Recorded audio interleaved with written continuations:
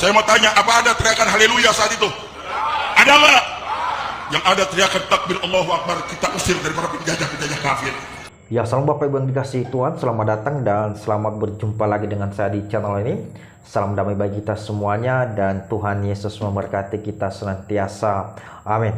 Nah, Bapak Ibu yang dikasihi Tuhan, seperti biasanya di video kali ini marilah kita sama-sama memberikan tanggapan kita terkait dengan pernyataan Ustadz yang satu ini, di mana dia mengatakan bahwa orang-orang yang sangat berjasa untuk memperjuangkan bangsa Indonesia ini untuk bisa bebas dari para penjajah, yaitu adalah para santri-santri dan para ulama dan ustadz. Mereka mengusir penjajah dari Indonesia ini dengan kata takbir, Allahu Akbar, tanpa ada kata haleluya. Nah, teman-teman semuanya, seterusnya dia mengatakan bahwa khilafah, kata tauhid harus ditegakkan di Indonesia ini, dan barang siapa yang tidak menerima dengan ajaran tauhid ini dan khilafah ini, dalam mereka keluar dari negara Indonesia ini.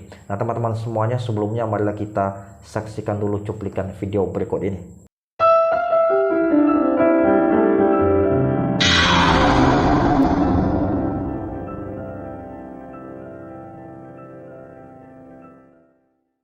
Islam adalah para kiai, adalah para habaib, para santri yang meneriakkan takbir Allahu Akbar, yang usir para penjajah. Betul? Betul? Saya mau tanya, apa ada teriakan haleluya saat itu? Ada nggak?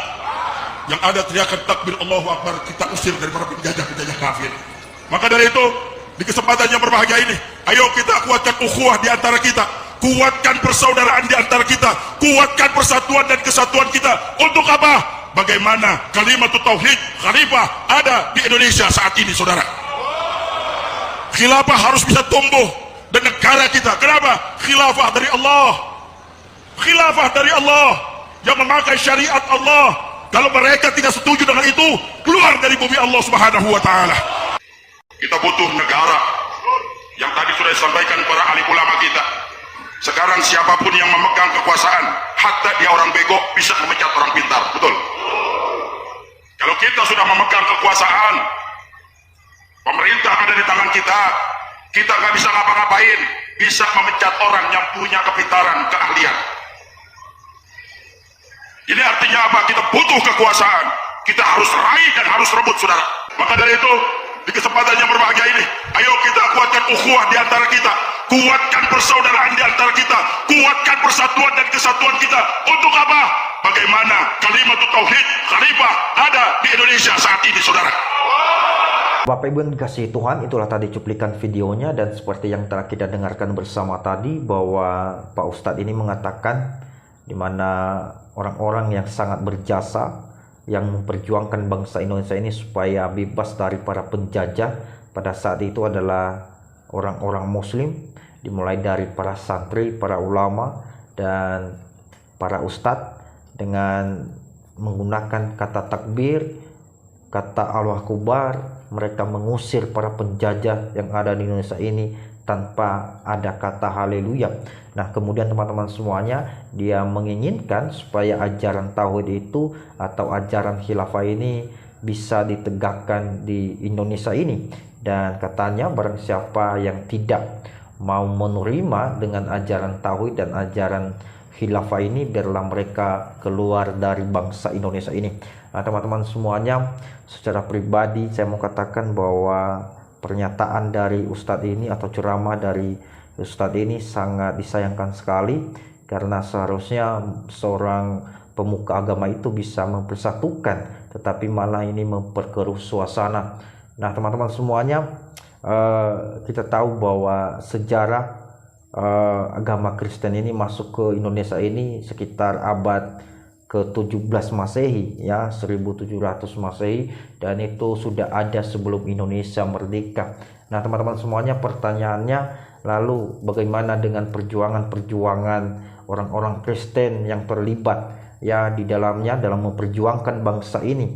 Ya, tidak mungkin ya orang-orang Kristen hanya tinggal diam saja, ya, mereka tidak mau bekerja sama dan tidak mau memperjuangkan bangsa Indonesia ini dari tangan penjajahan. Bahkan pernah saya baca sejarah bahwa orang-orang Kristen yang ada di Indonesia ini juga pernah mendirikan satu partai, yaitu Partai Kristen, dan itu buktinya bahwa orang-orang Kristen pada saat itu sangat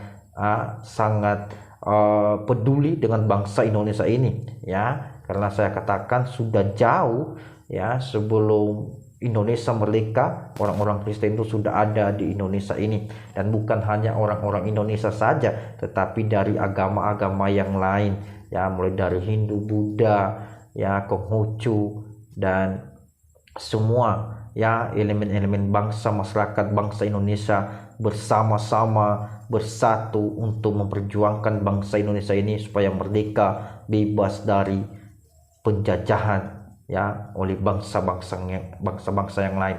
Nah, teman-teman semuanya, ya, saya mau katakan bahwa marilah kita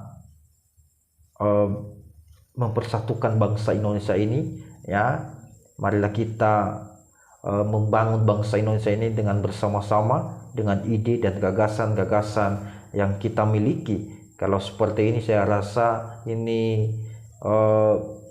sudah menyangkut keyakinan orang lain, ya, sudah menyinggung tentang orang lain, tetapi tidak apa-apalah, ya, silakan saja karena kita bebas untuk mengeluarkan pendapat kita di Indonesia ini, dan itu dilindungi oleh undang-undang. Dan tentunya seperti yang dikatakan oleh beliau ini mengenai khilafah ini, saya rasa bahwa ada orang-orang yang lebih berwenang dari kita yang bisa menilai pendapat-pendapat dari ustadz-ustadz ini, ya. Kalau misalnya khilafah itu bisa ditegakkan, ya silakan saja, ya. Kalau misalnya tauhid itu ditegakkan, ya silakan saja, tidak jadi masalah. Tapi bukan dalam arti orang Kristen tidak bertauhid. Saya mau katakan bahwa orang Kristen itu adalah agama yang bertauhid, ya, memiliki Tuhan yang esa. Teman-teman semuanya, mungkin itu saja dari saya. Terima kasih dan Tuhan Yesus memberkati.